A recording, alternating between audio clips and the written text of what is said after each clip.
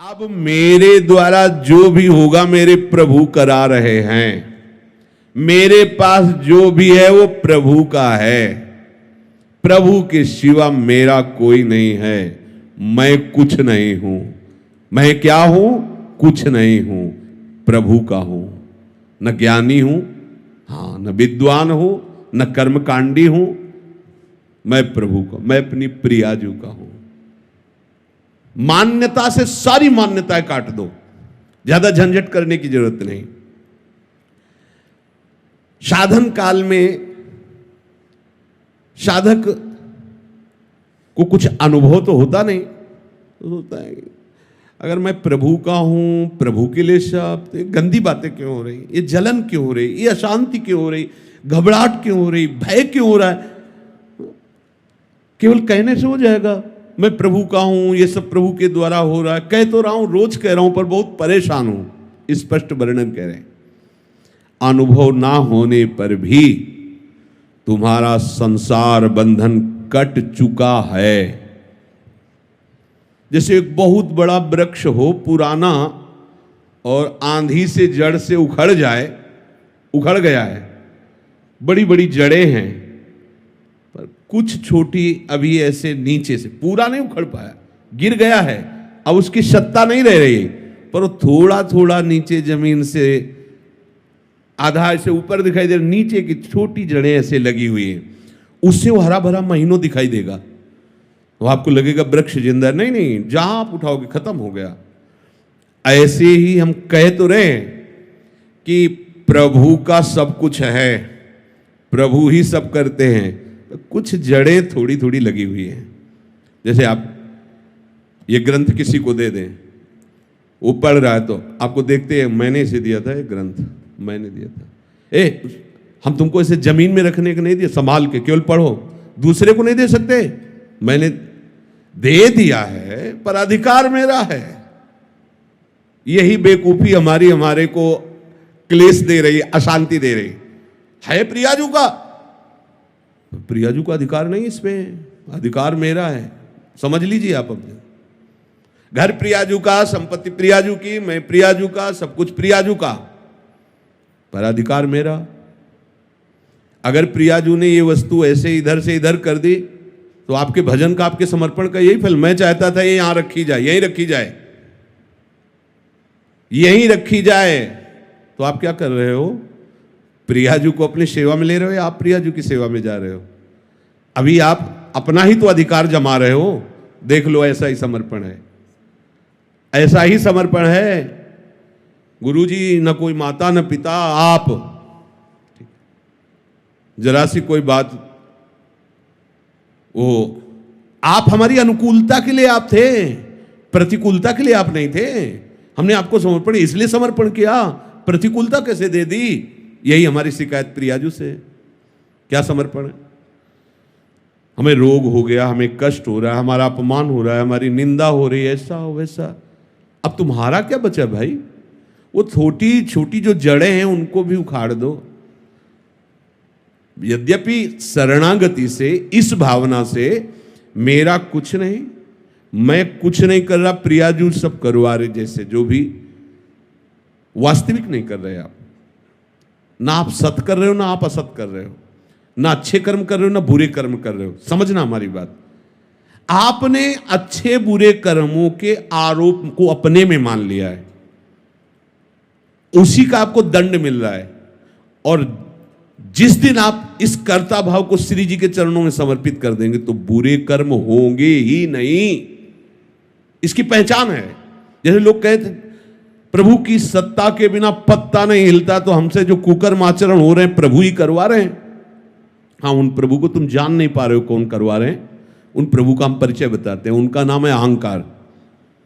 जिन प्रभु को तुम आरोपित कर रहे हो कि वो कुकर्म आचरण करवा रहे हैं, हाँ ठीक है, उनके बिना सत्ता के पत्ता नहीं हिलता। तो ये जो सत्ता आपने स्वीकार कर रखी, वो श्री कृष्ण की नहीं, वो अहंकार की स्वीकार कर रखी है। मैं ये करता, मैं। आप हटा दो इसको।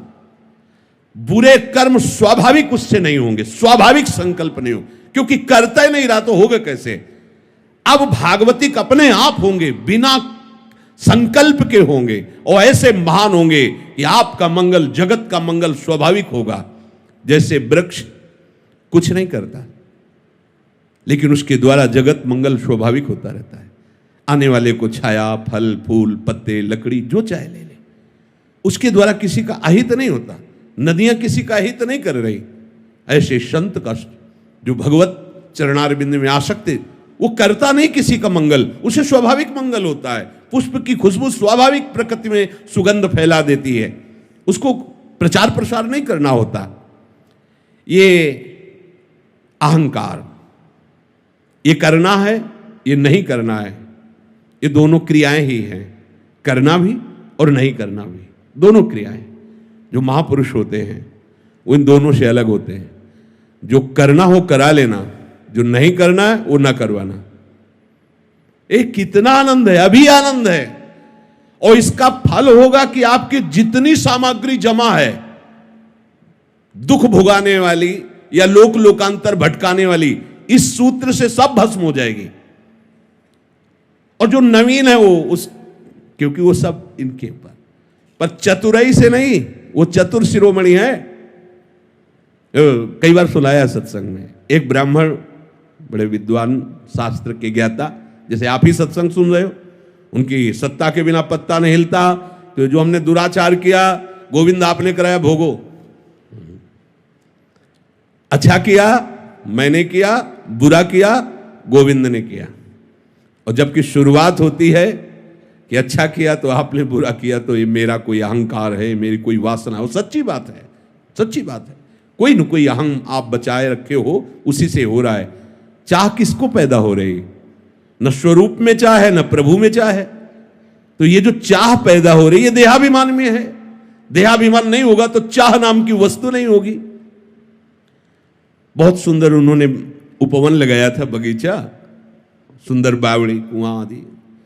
बैठे हुए थे, एक गाय अंदर आ गई और घास चरते हुए, कई फूल के पौधे भी है।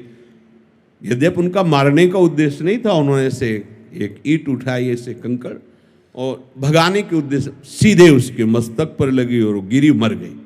गौ हत्या प्रकट हुई। वो तपस्वी थे और विद्वान भी थे। गौ हत्या ने कहा, हमें स्वीकार कीजिए, अभी आपने बहुत बड़ा अपराध कर दिया। तो नहीं, हत्या तो मैंने नहीं की। हाथों में देवराज इंद्र का वास है, अलग अलग शरीर के अंगों में देवताओं का वास है। तो ये हाथ के द्वारा कंकड़ उठा के मारा जाना, ये देवराज इंद्र का है। और ये ब्रह्म हत्या, गौ हत्या उन्हीं के पास, देवराज इंद्र के पास गौ हत्या गई और कहा मुझे स्वीकार करो। तो उन्होंने कहा कब अपराध हुआ है शाम से? तो उनका ब्राह्मण देवता ने ऐसा कि हाथ में देवराज इंद्र का वास है।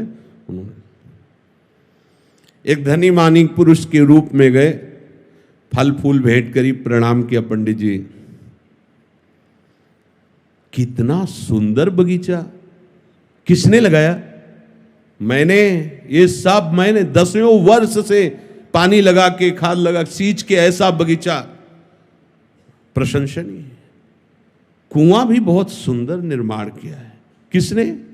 मैंने। ये गौ हत्या किसने की? गौ हत्या से कहा चढ़ो इसको, बहुत विद्वान बनता है। हमारी दशा कुछ पंडित जी वाली है। नहीं, बुरा आचरण हुआ भगवान ही कराते हैं, सही आचरण हुआ पोस्टर में लिखवा दिया, नहीं चलेगा, नहीं चतुरई, चतुर शिरोमणि से नहीं चलने वाली।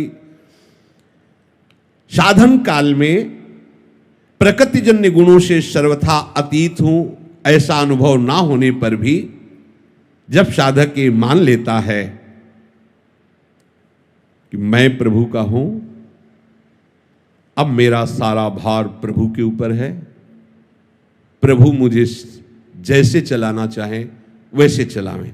यद्यपि अभी समर्पण नहीं हुआ, ये समर्पण की भावना बन रही, तो हमारे अंदर जो संकल्प विकल्प है वो बंद नहीं होंगे। ध्यान रखना, हमारे अंदर चाह का जो क्रम है वो बंद नहीं होगा, हमारे अंदर जो संसारिकता वो बंद नहीं हो जाएगी। अच्छे से समझना। पर सही बात आगे लिखा है, सही बात यह है कि ये मान्यता तुम्हें मुक्त करके ही छोड़ेगी। देखो, डरना नहीं है। ये जो प्रवाह चल रहा है, जैसे कई किलोमीटर से धारा आ रही हो और पीछे पानी रोक दिया गया हो तो वहां रोकते ही पानी यहाँ थोड़ी बंद हो जाएगा, थोड़ा समय लगेगा, वो पानी निकलते निकलते फिर खत्म हो जाएगा। ऐसे ही सृष्टि चक्र में कामना वासना का प्रवाह चल रहा है।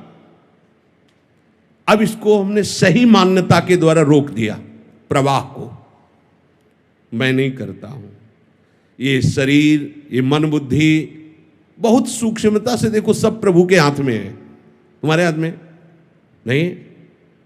सब कोई चाहता है ऐसा सुंदर रूप हो कि सामने वाला देख के मोहित हो जाए, पर ऐसे क्यों हो? क्योंकि तुम्हारी चाह के अनुसार थोड़ी सब हो जाएगा। सब चाहते हैं कि सर्वांग सुंदर, स्वस्थ, अजर, अमर, सब भोग हमें ही मिल जाए, सबका स्वामी मैं बनूं, ऐसा तुम्हारी चाह से थोड़ी हो रहा है। देख लो, जब तुम्हारी चाह से कुछ हो ले रहा है तो चाह क्यों करके फंस रहे हो? ऐसे हो जाओ। और अज्ञान के कारण पूरा संसार इसी में लगा हुआ है, पूरा संसार वह भटके जा रहा है, दौड़े जा रहा है। अब आपने उस प्रवाह को रोका, बिल्कुल सच्ची से समझ लेना। अगर ये बात हृदय में बैठा लोगे तो आज ही मान लो कि अब तुम्हारा फाइनल ठीक हो गया। आगे आपको अनुभव में, अभी अनुभव नहीं है, धारा है रुक गई है, पर प्रवाह वो अभी धीरे धीरे धीरे, जब वो जहां से रुका वहां से यहां तक का जब पानी निकल जाएगा तो आपको अपने आप दिखाई दे देगा रुक गया। पर वो तत्काल की और एकदम दिखाई दे कि निर्वासनिक हो, ऐसा नहीं है। हमारे अंदर वासनाओं का प्रवाह हो रहा है, हमें अच्छा बुरा भी लग रहा है, कामनाएं भी हैं, पर हम अभी जीवन मुक्त हो सकते हैं। बिगड़ी जन्म अनेक की अब ही सुधरे आज हो, समझना इस बात को। क्या? प्रभु के सिवा मेरा कोई नहीं। मान लीजिए प्रभु, हे प्रभु आप मान लीजिए कि प्रभु के सिवा आपका कोई नहीं है। अंदर से देखिए, आप अपने जीवन का अधिकार केवल प्रभु को दीजिए।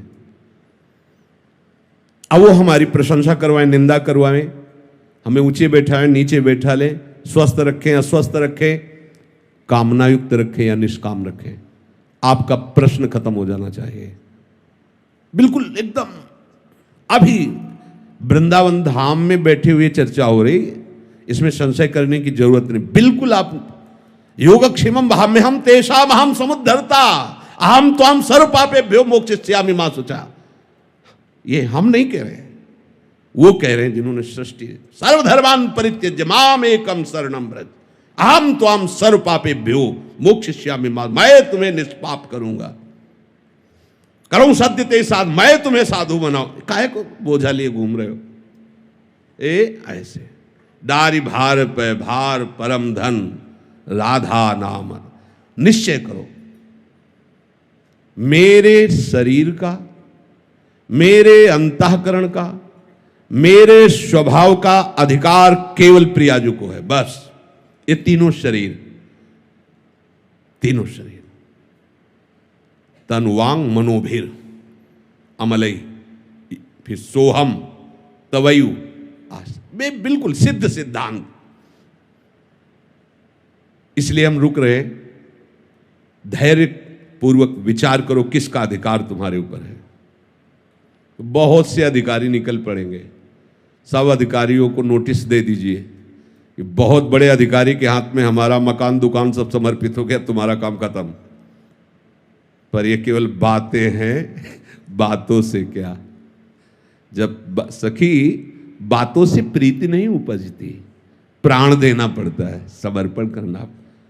आप निश्चय करो कि मेरे जीवन का अधिकार केवल एकमात्र हरि गुरु चरणों में, बस किसी का अधिकार नहीं। इसी में फेल हो जाओगे। 100 में 1-2 लाइन के इस पार आएंगे, नहीं पीछे हो जाएंगे। जो कहो हरिवंश रस बिरलो समझनहार, एक दोई जो पाइए खोजिए सब संसार। हरिवंश गोसाई भजन की सकृत माने बिरला को रीत जानी है। उन बिरले में आप सब हो। कितनी सृष्टि है, कितने बैठे हो ऐसे, इतने हो, कितनी सृष्टि है। आप सब बिरले हो, आप सबका आखिरी जन्म है। आप सबको प्रियाजू ने चयन कर लिया है आप अपनी तरफ से तैयारी कर लीजिए। आज ही अभी ही आप भार रहित हो जाएंगे यदि बात स्वीकार कर लेंगे। मेरे जीवन का संपूर्ण अधिकार मेरी प्रियाजू को है। प्रियाजू की इच्छा के बिना अब मेरी कोई इच्छा नहीं। अब मारो या तारो कहें हम क्या। जब दिल ही दे दिया तो दिल की बात दिलवर जाने, अब दूसरे से कहने की क्या जरूरत है। दूसरे का अधिकार ही नहीं है, प्रियाजू का अधिकार। आप बैठा लिए इस बात को हृदय में, है ऐसा? नहीं हो तो कर लीजिए, नहीं तो एक कर्मजाल इतना बड़ा है कि हमारे पास काटने के लिए विवेक नहीं इतना। उसको भस्म कर दिया जाएगा, काटा नहीं जाएगा, पूरा का पूरा भस्म कर देंगे। एक सूत्र केवल, बिगड़ी जना मन एक किया वही सुधरे आज। समझो, आज अभी सुधरने की बात कह रहे तो क्या हो जाएगा? मैं प्रभु का हूं इतना मान लेने से अभी आप सिद्ध हो जाओगे क्या? नहीं, वो प्रवाह खत्म हो गया, वो बांध लग गया। अब धीरे से आपको समझ में आ जाएगा कि वो प्रवाह खत्म होता चला जा रहा है। कुछ भी मैं किंचन मात्र भी कुछ नहीं, जो कुछ मेरी प्रिया। हो सकता है कि आपके द्वारा आचरण गलत हो जाए, चिंतन गलत हो जाए, राग द्वेषात्मक वृत्ति भी दिखाई देगी, पर अब उसकी सत्ता नहीं रह गई। अब उसकी सत्ता नहीं रह गई। वो वासना भी, इच्छा भी दिखाई देगी, अब उसकी सत्ता नहीं रह गई। धैर्य पूर्वक समझ लीजिए। इनके मन में वासना चल रही, आपको क्या परेशानी है? तो आपने अपने को उनको दे दिया, वो वासना चलावे या उपासना, आपको क्या परेशानी? मेरी प्रियाजू अब जोई प्यारो करे सोई मोही। लेकिन ऐसा प्यारो करे तो मोही भावे, और ऐसा करे तो ना भावे, ऐसा तो नहीं लिखा ना। फिर आप क्यों करते हो? अभी परमहंस हो जाओगे, अभी परमानंद में डूब जाओगे। बस बात समझ नहीं पा रहे हो। मेरे अंदर तो ये है, तो तुमने दिया क्या है? सब कुछ तुम्हारा ही है, तो तुमने दिया क्या है मेरे अंदर? हम कह रहे हैं तन मन। मन का तात्पर्य पूरा सूक्ष्म शरीर, तन का तात्पर्य स्थूल शरीर, और स्वभाव का तात्पर्य कारण शरीर। नामे कर दो प्रियाजू के, नामे। इधर तुम नामे करोगे, उधर तुम्हारा नाम चढ़ जाएगा। श्री हरिवंश शरण जे आए, श्री वृषभानु कुंवरी नंद नंदन, निज कर अपनी चिट्ठी चढ़ाए। प्रिया प्रीतम मुस्कुरा करके देखो, उसने अपना समर्पण किया है, ये लिखा रजिस्टर में। अब काम तो हो गया, यहां मकान बनेगा, तय हो गया, पैसा जमा हो गया। अब आज ही थोड़ी मकान खड़ा हो जाएगा, बड़ा काम है। ऐसे ही ये नामे हो गया है मालिक के। अब उनके पार्षद लग गए हैं झाड़ू पोछा करने में, देर नहीं लगेगी, सब साफ हो जाएगा। अब देर का मतलब अभी शरीर छूट जाए तो भगवत प्राप्ति होगी आपको। अभी वासना रहते हुए भगवत प्राप्ति हो जाएगी, विश्वास करो।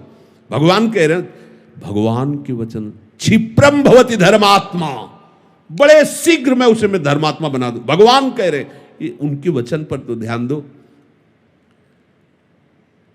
अपनी मान्यता जितनी हमने मान ली है, वो सब हटानी पड़ेगी। मैं अमुक जाति का हूं, मैं अमुक वंश का हूं, मैं अमुक जगह का हूं, मैं अमुक हूं, मैं अमुक का हूं, हटा दीजिए। इसी के लिए साधना की जा रही। नहीं हटा पाएंगे साधना से, दे दीजिए। हमने नहीं देखा श्री जी को कैसे माने हो, कैसे ले लिए, तो गुरु जी को दे दिए, भिक्षा में दे दीजिए। अपनी इच्छा गुरु जी की भिक्षा में दे दीजिए। लो, बिगड़ी जन्म अनेक किया वही सुधरे आज। अब वही बस जो कुछ तुमने अपना मान रखा है उसे समर्पित कर दीजिए। तो स्वामी के हाथ में संचालन पहले भी था, अब भी है। अहंकार के कारण तुम दुर्गति को प्राप्त हो रहे थे, अब कुछ नहीं होने वाला। अब तुम्हारा कहीं बाल बाका नहीं होने वाला, क्योंकि तुम्हारा कुछ बचा ही नहीं है। तुम्हारा जहां समर्पण हुआ कि तुम्हें उस समर्पण का फल मिलेगा, नित्य निरंतर भगवत प्रीति का वर्धन। पर यह बात सुनने में अच्छी लगती है? जब ये बात आ जाएगी कि आपका सब कुछ है, और इसके बाद जब आपके सामने प्रतिकूलता आएगी तो स्वामी के ऊपर ही भौं चढ़ेगी। उससे तो प्रेम से बात करते हैं, हमारी तरफ तो देखते भी नहीं है। हमने इनके लिए जीवन समर्पित कर दिया।